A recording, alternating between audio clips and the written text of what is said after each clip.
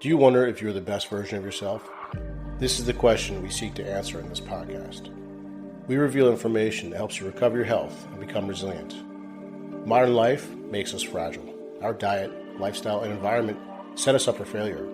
We do not accept this. We seek optimization. We strive to become dynamic. Hey, what's going on? Dr. Chris here. Today I'm going to talk about two of my favorite topics together, the lymphatic system and autoimmune disease. Autoimmune disease is on the rise. There's lots of different types of autoimmune disease, nearly 100 that we know of. And it's always described as an immune system gone haywire. We'll get into some of the reasons for that. The lymphatic system is highly integrated with the immune system. So the immune system kind of launches from the lymphatic system. The lymphatic system is kind of typically described as like the sewer system of the body, which is a gross misrepresentation. I mean, yes, it does handle swelling, but it also is a huge part of the immune system. It's highly tied to the gut. By the way, there's Galt cells, which is gut-associated lymphatic tissue, which the gut we know is also a huge part of your immune system. When your gut's inflamed, you are inflamed, and this inflammation can travel to different parts of the body, such as the brain, the skin, and basically there's an axis between the gut and virtually every other system of the body. So it's a huge system that's often neglected. I'm talking about the lymphatic system.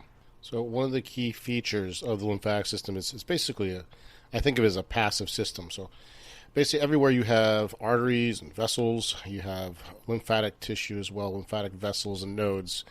The difference being that the cardiovascular system has a heart to pump the fluid around, the blood, and the lymphatic system does not have a heart. It has the action of all your muscles. So every time you go for a walk and your calf squeezes, your quad squeezes, your glute squeeze, you breathe, all those things are what facilitate movement of the lymphatic system.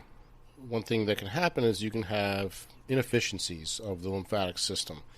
So, for example, I have a patient who has bilateral knee replacement and had breast mastectomy. So that's a lot of insults to the lymphatic system because she's had a lot of the lymph nodes removed in the axillary area from the breast mastectomy. And then the knees, the back of the knee is a major collection area of the lymphatic system. So the more insults to the system, the less efficient the system becomes. So think of it like if you have 4 sinks in your house, and they all have their individual plumbing to a sewer system, it's going to be pretty efficient. Now, if for whatever reason you were to remove 3 of the lines and attach all those 3 lines to one of the other lines, the one that's still connected to the sewer, you're going to get backup quite often. And this can show up in the form of swelling, lymphedema, and things like manual lymphatic drainage can really help that.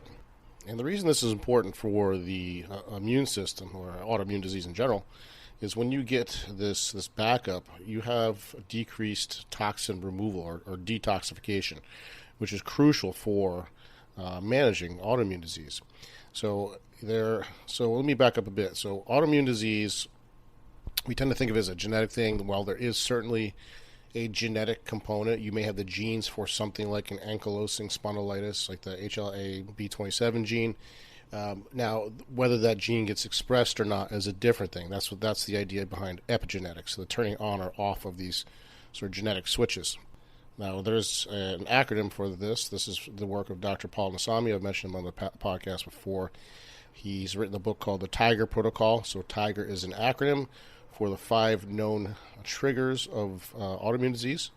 So T stands for toxins, I, infections, G, gut, or gut health, E is what to eat or not to eat, and R is the rest and recovery component.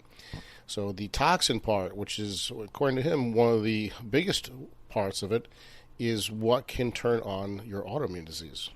So what are toxins? I used to kind of cringe when I heard that you gotta get a massage, detox, and you're going to sweat out those toxins. It sounds so vague to me, but this is a real thing, and there's known toxins. They could be either man-made or naturally occurring, and they can cause harm to organisms. This can be like cigarette smoke. It could be heavy metals such as lead and arsenic and cadmium. This is why we have unleaded gasoline now, because we figured out that putting lead in the air led to all kinds of issues. Mercury is a known one, so those that go out and have sushi 3 days a week and having a lot of tuna, probably not the best idea.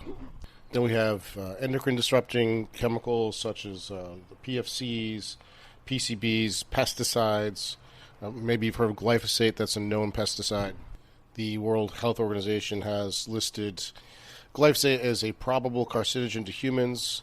It's got a few mechanisms through which we know it's dangerous. One is the way it affects the liver's ability to detox.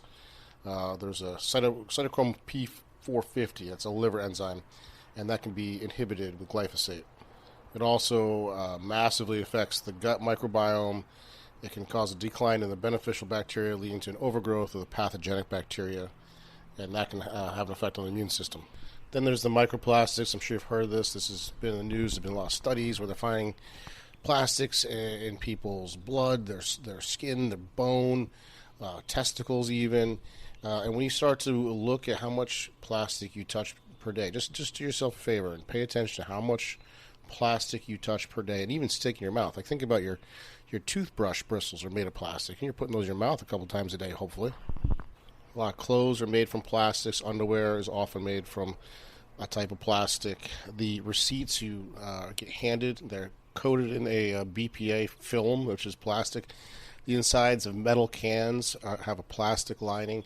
Think about like takeout food, all plastic, plastic forks, everything.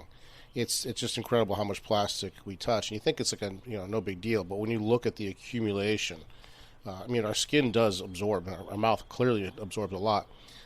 This stuff becomes a huge toxic load, which brings me to the detox equation, which is toxins in minus toxins out equals your toxic load. So what can we do about this? You have to do your best to mitigate the toxins you're exposed to. You can't eliminate it fully. Eliminating plastic in someone's life is near impossible. But you can cut back on things. You can do glass Tupperware instead of plastic. You can drink out of metal water bottles instead of plastic. You can refuse a receipt. Things like that can be helpful. And then there's things you can do to get some of the toxins out. So we do know that sweating breaks down tissues, such as adipose tissue, and that's where a lot of these toxins are stored.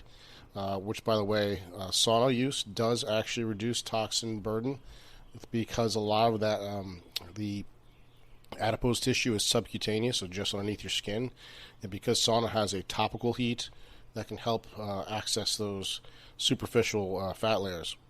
And then, of course, manual lymphatic drainage, and that's sort of the point of this podcast, is if you have a lot of toxic exposure, and you couple that with a couple joint replacements, maybe a breast mastectomy or some sort of insult to the lymphatic system, having someone manually facilitate the movement of the lymphatic system can be hugely beneficial.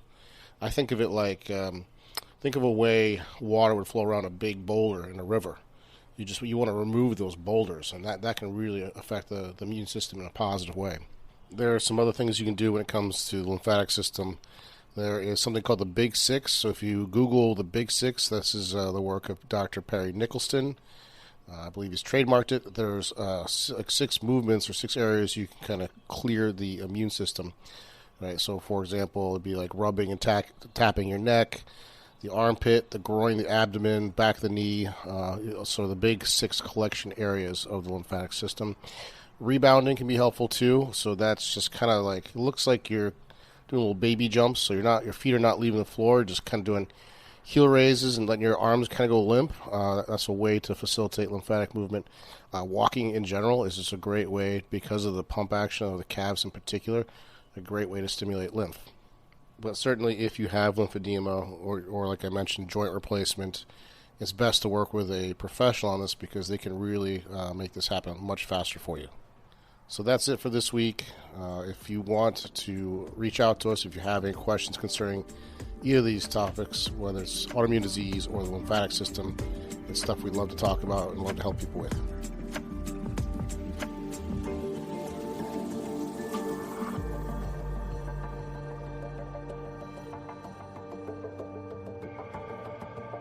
A ship in harbor is safe, but that's not what ships are meant to do. What does this mean? It means exposing yourself to difficult situations so you become resilient. If you need help building resilience, check out our flagship program, called Physiologic Flexibility.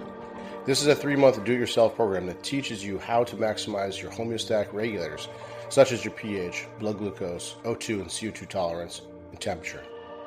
We give you specific action items through the program with the goal of becoming anti-fragile. If you want to become the inspiration for your friends and family, this is the program for you.